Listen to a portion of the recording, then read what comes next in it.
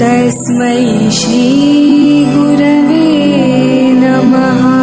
નમસ્કાર બાળ મિત્રો, શ્રી સંસ્કાર સ્કૂલ વઢવાનું ઓનલાઈન એજ્યુકેશનમાં આપનું સ્વાગત છે। ધોરણ 2 માં ગુજરાતી કલોલમાં 8મો પાઠ છે સોય, સંચો ને સાબુ। તો આપણે આમાં એક સરસ મજાનું ગીત આપેલું છે, તો ચાલો બાળકો આપણે ગીતડું ગાઈએ। તમે પણ મારી જોડે ગાજો। ટપાલી હું ટપાલ સૌને પહોંચાડું,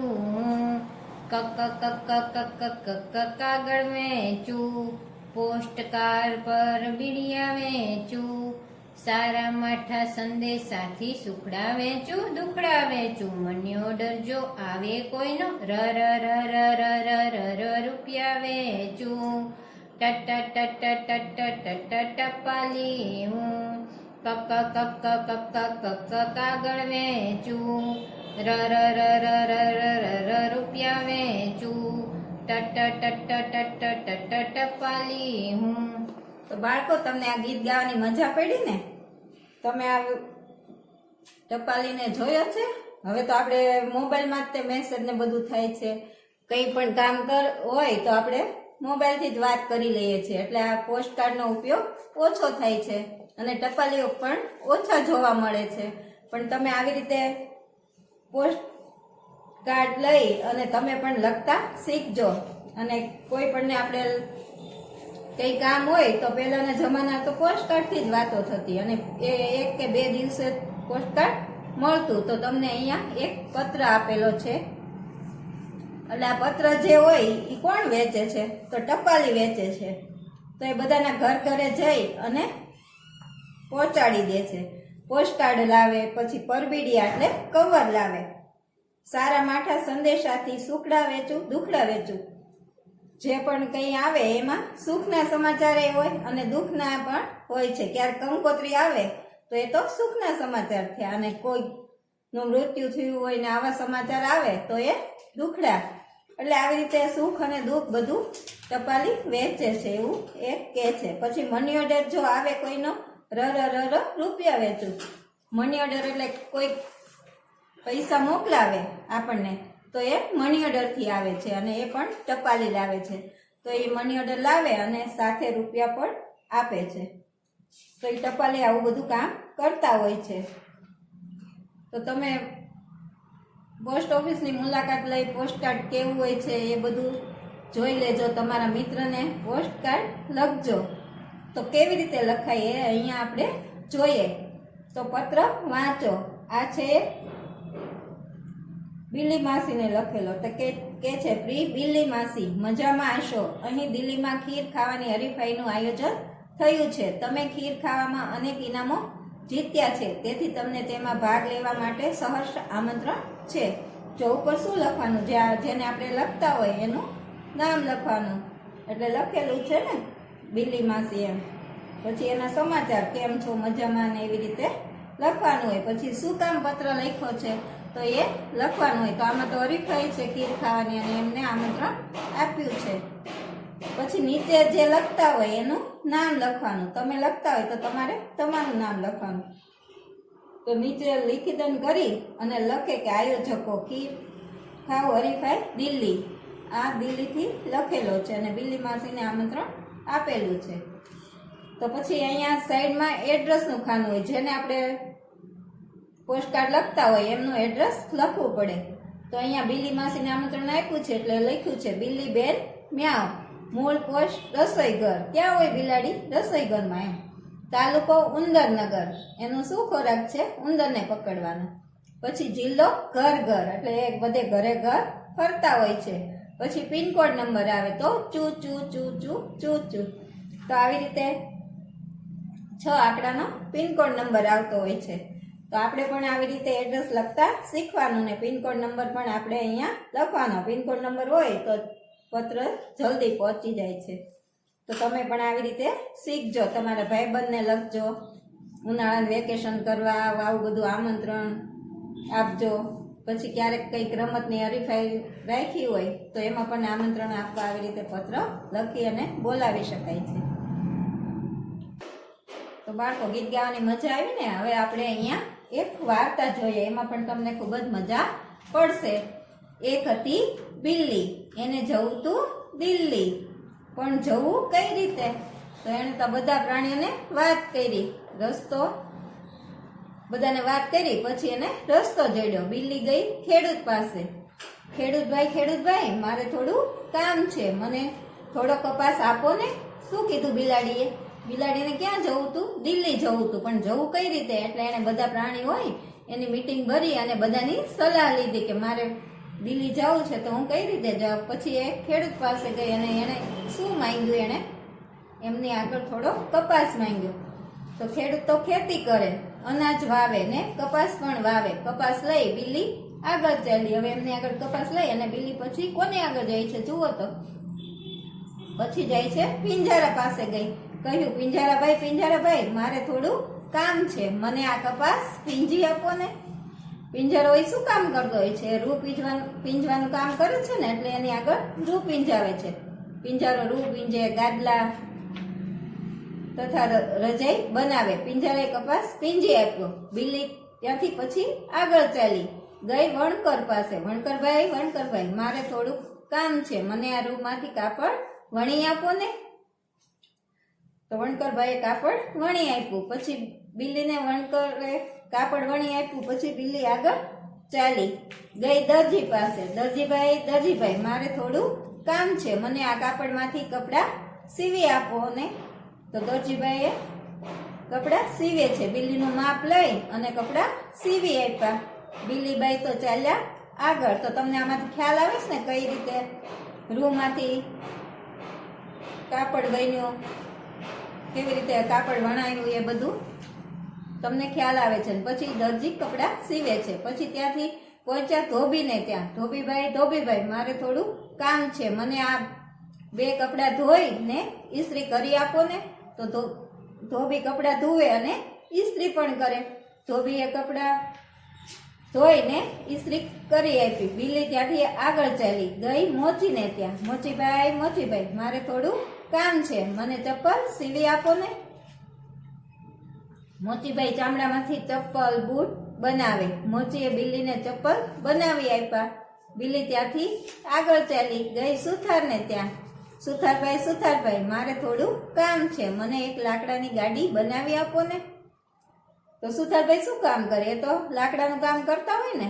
તો એને એમ કીધું કે મને લાકડામાંથી એક સરસ મજાની ગાડી બનાવી આપો. તો સુથારભાઈ લાકડીમાંથી ખુરશી, બારી બારણા બધું બનાવે. બિલ્લીને એક ગાડી બનાવી આપી. બિલ્લી પછી ત્યાંથી આગળ ચાલી ગઈ કુંભારને ત્યાં.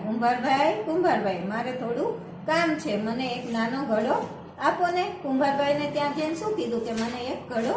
તો બાળકો બધું લઈ અને બિલ્લી તો ઘરે આવી. સવાર થયું, નાઈ ધોઈ નવા કપડાં પહેરી તૈયાર થઈ ગઈ. પછી લાકડાની ગાડી જોડી, દેડકાને ગાડીમાં જોડ્યો. હવે ગાડી ચલાવવાળો તો કોક જોઈએ ને, તો એને કોને જોડ્યો? દેડકાભાઈને જોડી દીધા. ને બિલ્લી માસીની સવારી ઉપડી દિલ્હી તરફ. મ્યાઉ મ્યાઉ ડ્રાઉ ડ્રાઉ, મ્યાઉ મ્યાઉ ડ્રાઉ ડ્રાઉ.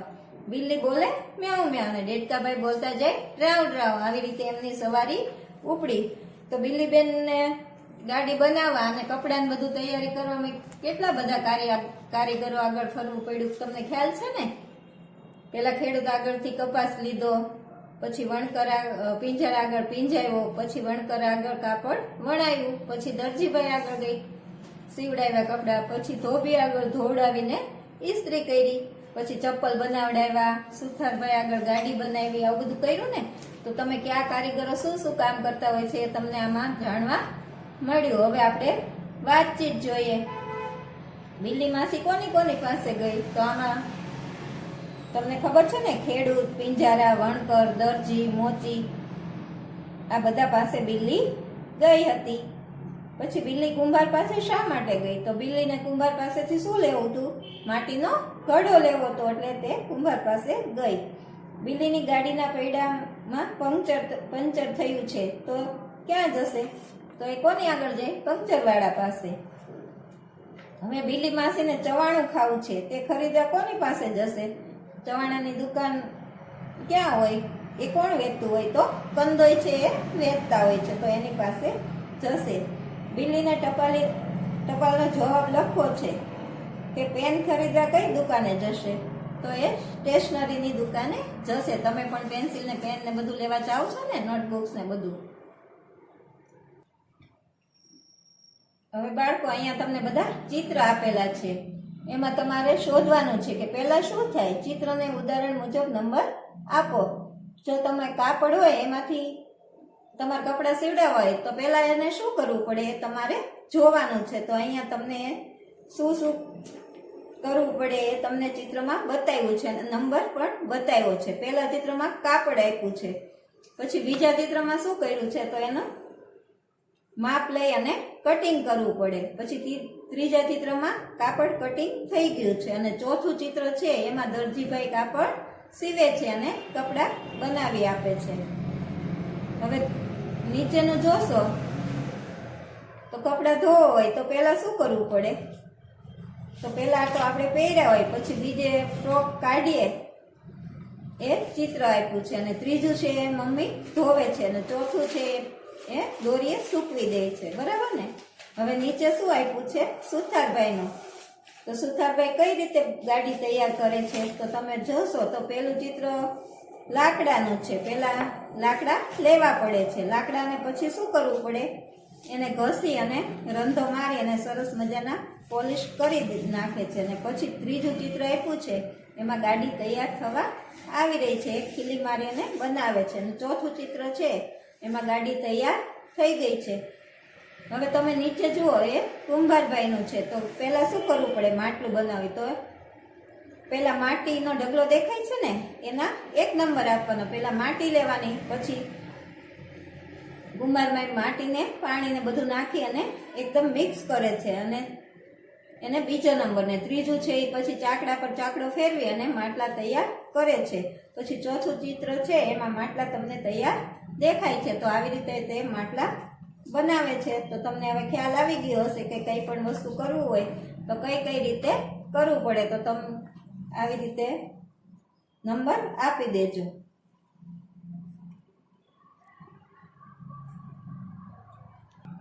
ચલો બાળકો, તો આપણે આવા અલગ અલગ કારીગરોના નાટક ભજવીએ. તો બાળકો, બિલ્લી દરજી પાસે ગઈ તેનું નાટક કરો. હવે આપણે બિલ્લીબેન દરજી પાસે ગયા હોય તો એ શું કહે છે? તો આપણે અહીંયા જોઈએ. તો બિલ્લી કહે, કેમ છો દરજીભાઈ? મારે તમારું થોડું કામ છે. તો દરજી કહે, બોલો ને બિલ્લી માસી. તો બિલ્લી કહે, મારા કપડાં સીવી આપો ને. તો દરજી કહે, કાપડ લાવ્યા છો? તો બિલ્લી કહે, હા, લો આ કાપડ, ફ્રોકનું માપ લઈ લો. તો દરજી કહે, લાવો, ફ્રોક સીવવાનું છે ને, માપ લઈ લો. બિલ્લી કહે, જોજો કાતરથી બરાબર બેતરજો. પછી દરજી કહે, હા બિલ્લી માસી, એવું ફ્રોક બનાવીશ કે તમારો તો વટ પડી જશે. જો દરજીભાઈ છે એ બધું પૂછી અને સરખી રીતે માપ લઈ અને સરસ મજાનું ફ્રોક બનાવી આપે છે. એટલે એ બિલ્લી માસીને કહે છે કે એવું સીવીશ કે તમારો વટ પડી જશે.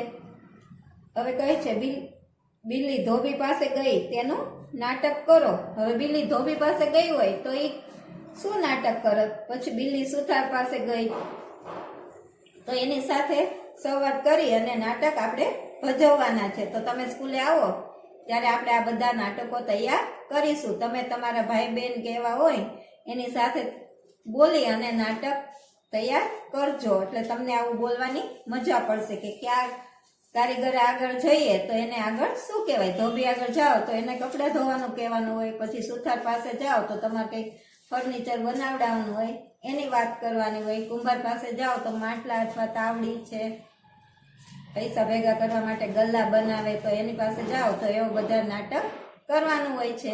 હવે આ ચાલો ગીતડું ગાઈએ. તો આ તો ટ ટપાલી એ તો આપણે ગાઈ લીધું. હવે આ સાધન કોણ વાપરે? કહો અને લખો. હવે અહીંયા ઘણા બધા સાધનના નામ આપ્યા છે. એ કોણ વાપરે છે એ આપણે અહીંયા લખવાનું છે. સાધન છે ઇસ્ત્રી, તો ધોબી વાપરે. પછી કાતર તો દરજી વાપરે અને વાળંદ પણ વાપરે. પછી મેજર ટેપ માપ લેવા માટે કોણ વાપરે? મેજર ટેપ તો દરજી. પછી આપ્યું છે કરવત, તો કરવત તો સુતાર વાપરે. નીચે આપ્યું છે સાબુ, તો સાબુ તો વાળન અને ધોબી પણ વાપરે. પછી ચાકડો આપ્યું છે, તો ચાકડો કોણ વાપરે? કુંભાર. પછી હથોડી, હથોડી તો સુથાર વાપરે. પોલિશ બ્રશ, તો બૂટને પોલિશ કોણ કરી આપે? મોચી, તો અહીંયા આવશે મોચી. પછી સીવાનો સંચો, તો એ દરજી વાપરે. પછી ધોકો, તો ધોકો છે એ ધોબી વાપરે છે, તો અહીંયા તમારે ધોબી લખવાનું છે. ચલો બાળકો સાંભળો, અને ખોટું હોય તો નાક પકડો, સાચું હોય તો કાન પકડો. હવે તમારા વાક્ય છે એમાં કયું ખોટું ને શું સાચું એ જોવાનું છે. તો એક એક વાક્ય મોટેથી વાંચી અને સંભળાવજો મમ્મી પપ્પાને કે ભાઈ બહેનને. પછી કયું ખોટું છે એમાં આવી એક્શન કરજો, નાક પકડવાની અને કાન પકડવાની. તો પેલું છે સુથારે ખુરશી સીવી દીધી. સીવી દીધી આવે તો આ શું આવશે? ખોટું. તો આમાં શું કરવાનું? નાક પકડવાનું.